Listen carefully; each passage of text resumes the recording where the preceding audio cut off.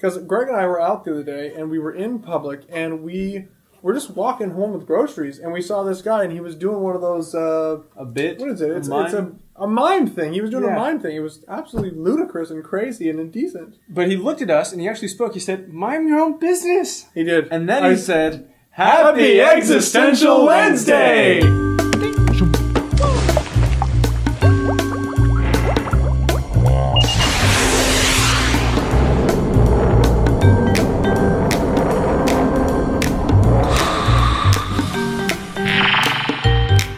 You're here, it's Existential Wednesday. You're watching the Kloons Existential Wednesday Challenge show where we challenge ourselves and you to prove to the world around us that we actually exist by doing a series of challenges, get outside of our comfort zone, do some weird, wild, grounded, sane, loving, meaningful, unique, adventurous things, alright? We do this every single Wednesday. You upload your videos, send them in, and you do things that you would never otherwise normally do. Very simple. And as far as I'm concerned, the only people that exist in my mind this week are us, because we did the challenge, and these people because they did the challenge. What was the challenge last week, Mitch? It was the dream challenge. It was the challenge all these people to draw their dreams, an image from a recurring dream, a recent dream, or a dream that they would like to create for themselves. And of course, as always, you can see the entire montage of what they did at the end of this week's Existential Banana Challenge video. This week's challenge is a whole nother ball game, folks. Look. We're going to get a little wild this week, and we invite you to do the same thing. We're going to go out in public, and we are going to mime an activity in front of people we don't know. It could be something you do day to day task like brushing your teeth, or flossing your teeth. or brushing your teeth. Greg, this is Greg. That's disgusting. Brushing your teeth. Order in the court. Or listening. How about listening to a big crowd? Is that something that you do on a daily basis? No, it doesn't have to be. It doesn't have to be. Oh, that's right. It's just any activity. Listening to a big crowd. Being trapped in an insane asylum. Or, Greg, what are you doing? Cocking a rifle? That's correct. I'm cocking a rifle over here. That's a big rifle. Tugging on an elephant's dick. Wow.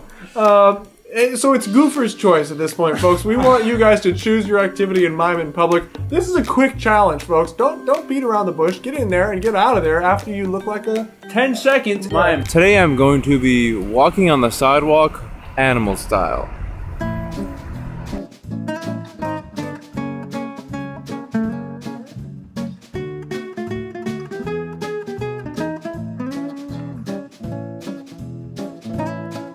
Hey guys, it's Greg here. I'm out in public and I really need to wash my hands. Here we go.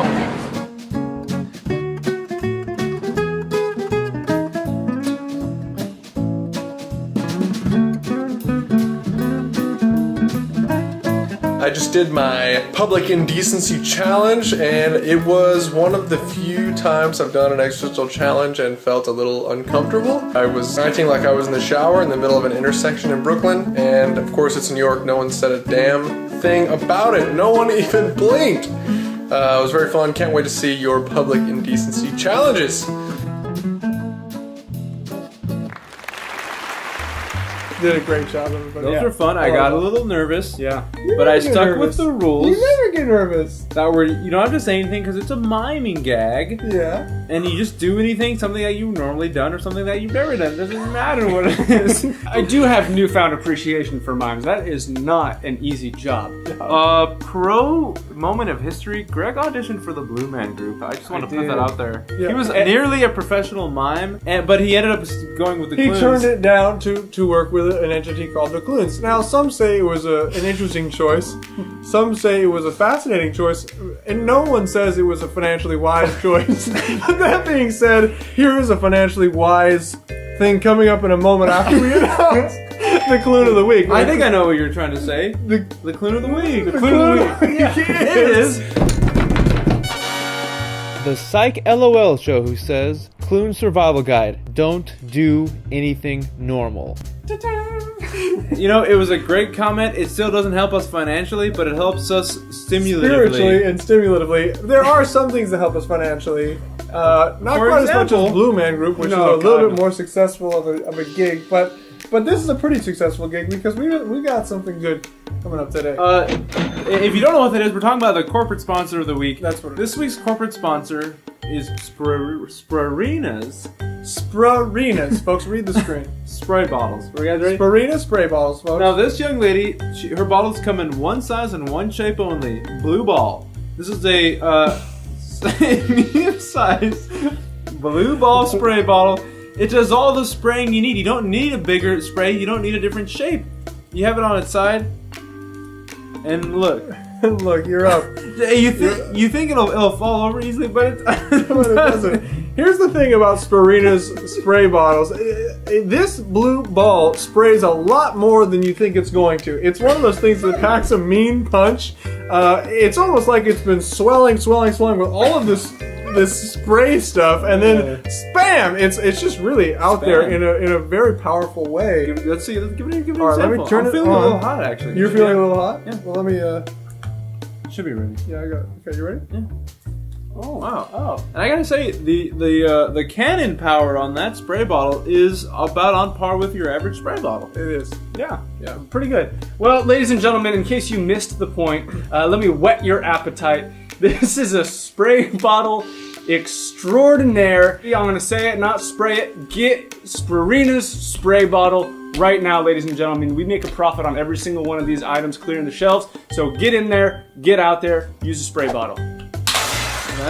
That's a broken bottle. Speaking of a haul, Yeah. boy oh boy do we have some gifts to give you this Faithful Friday. Ladies and gentlemen, straight from Santa Claus' bag himself, here's a preview of this Faithful Friday. Ouch! That's the gift that keeps on giving right there. Faithful Fridays, they keep coming. It seems like week after week, 52 times a year.